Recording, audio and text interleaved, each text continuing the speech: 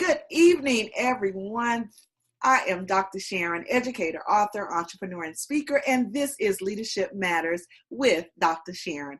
I'm so excited tonight that I have my wonderful, wonderful colleague, Miss Lorraine Cruz. She is an administrator. She is a consultant. She is a NAESP mentor. She is a coach. She is a consultant, but she is the CEO of Learning with Lorraine. And I am so excited to welcome Miss Lorraine Cruz. Lorraine, welcome. Thank you. Welcome. It's good seeing you. Absolutely. Thank you so much for joining us. I gave just a little bit about who you are, but I want to give you the opportunity to share who you are and share a little bit about what it is that you do. Holy cow. We don't have all night. Well, I've been an educator for 31 years. I've been a teacher, a special needs, one-on-one aide, principal in 3 different cities across 2 states. More recently, I've been a coach, supporting aspiring year 1 and struggling principals and assistant principals and teachers. And presently, I'm writing curriculum and supporting leadership in an alternative network of alternative high schools. Oh, wow. It sounds like you are extremely busy. Well, absolutely. And so this is Leadership Matters. And I like to start out by asking your opinion on why you feel leadership matters.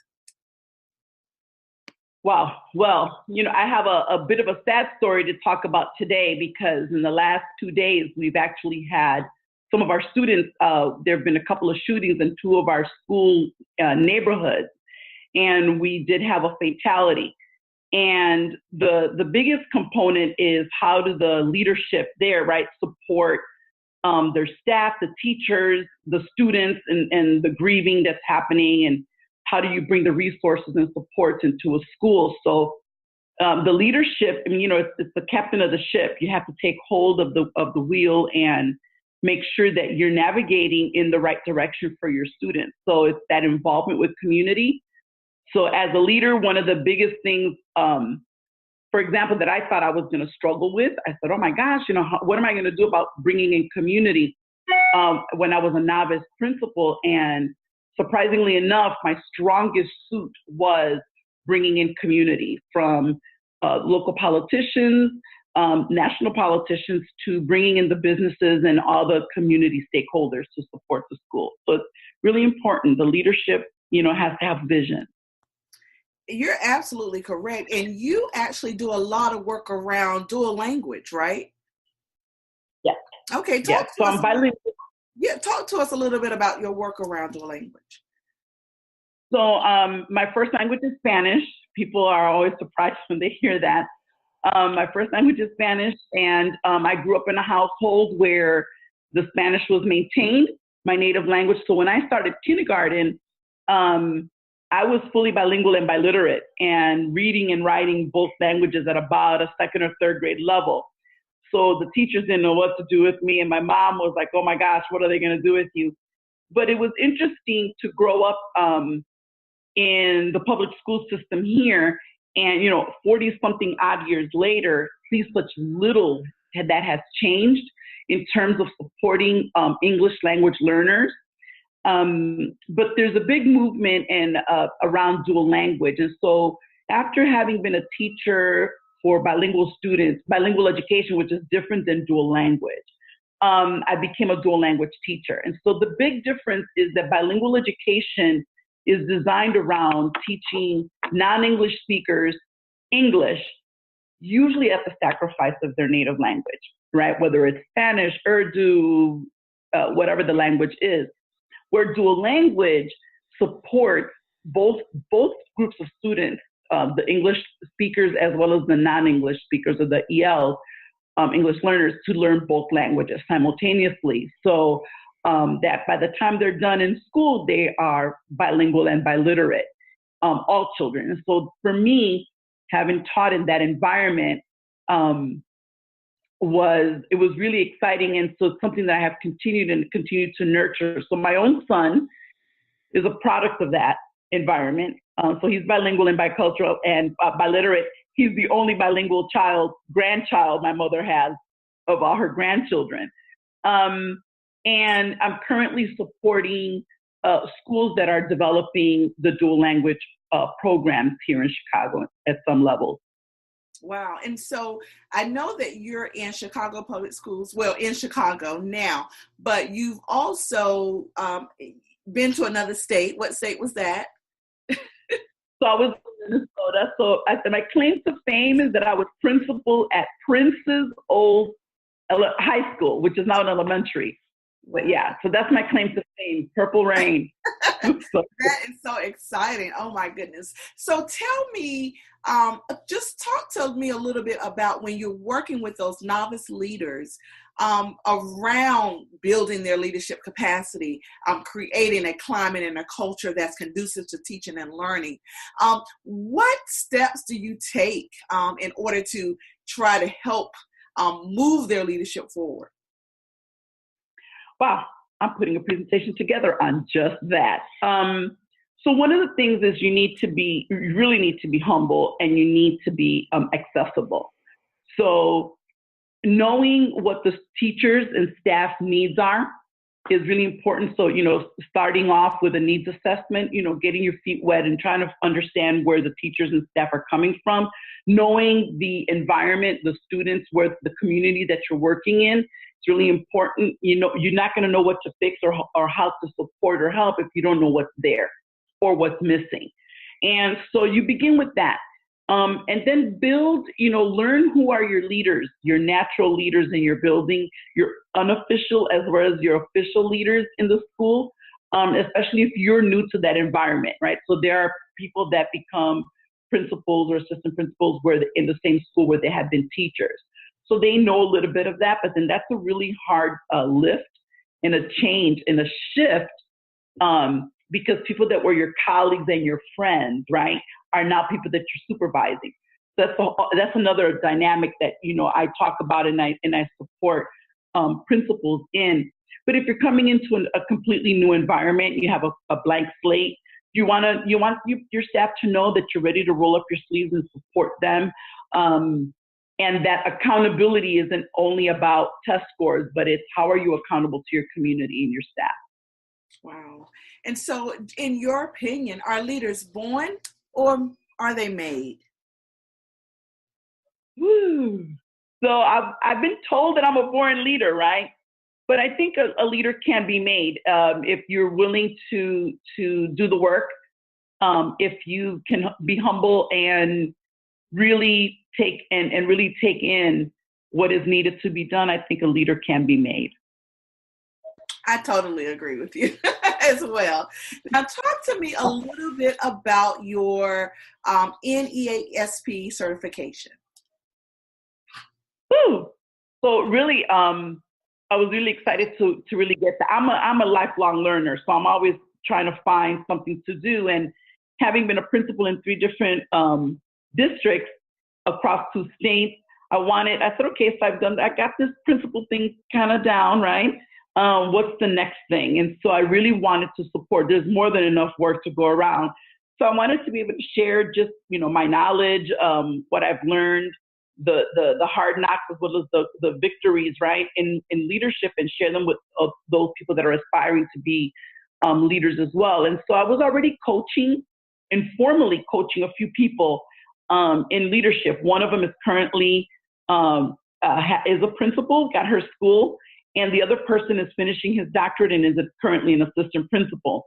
And so once I had the opportunity to get this certification, right, with NACE, I actually had the opportunity to come back to Chicago and through the university where I did my master's, become a leadership coach for their doctoral program, preparing principals. So it's been really exciting. It's a great certification. And I've kept it active, and it really has propelled my learning and my opportunities to another level. That's awesome. And so Learning with Lorraine Incorporated. So tell us, when did you start it? Why did you start it? And tell us who you service. So learning with Lorraine. So after my second principalship, which was still in Illinois, my son became a freshman in high school. I'm a single mom. And I was working an hour and a half away from where he was at. And it was a little bit of a challenge, right? You know, I have what the world sees as a black man, you know, a young black man in Chicago, living on the west side of the city, between two very volatile schools. And I wanted to be closer. So when I finished my second principalship, I decided to do some formalized consulting work, which I had really been doing informally. And so I developed Learning with Lorraine. And so it supports not only education, but entrepreneurial opportunities. So I also worked in partnership with a darling friend of mine who's about to get married now on New Year's Eve, Linda Odom. And Linda is the founder and CEO and president of an organization called Unlimited Success Incorporated, which is a nonprofit organization that supports mentoring of our students, boys and girls around the city of Chicago. And so we immediately partnered and brought our two companies together, and have really been servicing the communities that way. Children, you know, in the high risk areas. I never call the students high risk. It's something that actually bothers me. People always say these high risk students. The term high risk was designed to label the community, not the people. And so I service high risk communities where our children really are lacking a lot of resources and services. And so with Learning with Lorraine and with Unlimited Success, last year, one of the things that we were able to do was provide Christmas gifts for students in 3 or 4 schools last year. And as well as mentoring services. So, you know, this is what my passion is helping the youth, helping the kids. You know, I look at every child as one of my own. I'm really proud of the students that I've had through the years. And I had one that served as the intern for President Barack Obama's White House. I have one who is currently an alderman who is now going to run for a Senate seat. So I'm really proud of what my students are doing, and I have tons of them that have become nurses and lawyers, but quite a few of them have become educators. And when I went to Minneapolis, 2 of them followed me there. When I went to Seattle, another one, one of the ones that was in Minneapolis with me, followed me to Seattle. She is an amazing dual language instructor doing phenomenal things in the state of Washington. So I'm proud of the work that I've done with these children. Wow, that's really amazing. And I definitely can tell it's heartfelt. And so that's definitely what we need. And so what would be your advice to aspiring principals? That's my heart work is what I call, is really working with novice administrators, but more specifically assistant principals. And those who are just aspiring to the principalship. What advice would you have for someone like that? Number 1, you have to love to work with children. If you don't feel that, the connection to children, their families, and the circumstances of their environment, that isn't the place to be. But if you have the heart to help the youth, and you can look in their eyes and you see that potential and that ability and what they can be, and you're ready for that hard work, because it is hard work, and every day getting more and more challenging, it's worth it. It's rewarding. I've never worked a day in my life because I do the work that is my passion. And it excites me. Every day is a different day. Every day I look forward to it. That's why today I was heartbroken at what happened at the loss of some students yesterday and another shooting today. And so, you know, you have to have the heart for it, and you also have to be able to put on some armor and protect yourself, but be able to do the work and support those families.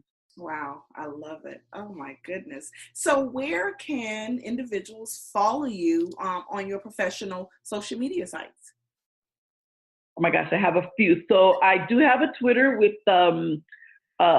principals, mentors and coach page. I have a quite a few Facebook pages. I have a Learning with Lorraine Facebook page, which provides a lot of supports around and information around education, around entrepreneurial work, around just community opportunities. I also have a Learning in Lorraine Schoolhouse, which is a page for teachers, where I provide articles and resources for teachers to use, regardless of grade or whatever content they're teaching. I have a principals page, a coaching page, which also supports aspiring principals and coaches, and has a lot of resources around educational topics around leadership. Awesome, awesome. And guys, we will have Miss Lorraine Cruz put those links in the comment section just in case you did not get all of those. That is awesome. And so a lasting message, Lorraine, what would be your message that you would like to leave tonight? Message for aspiring principals or just people in general? Well, for our educators in general. For our educational leaders. Educational leaders. The work is challenging. The work is hard.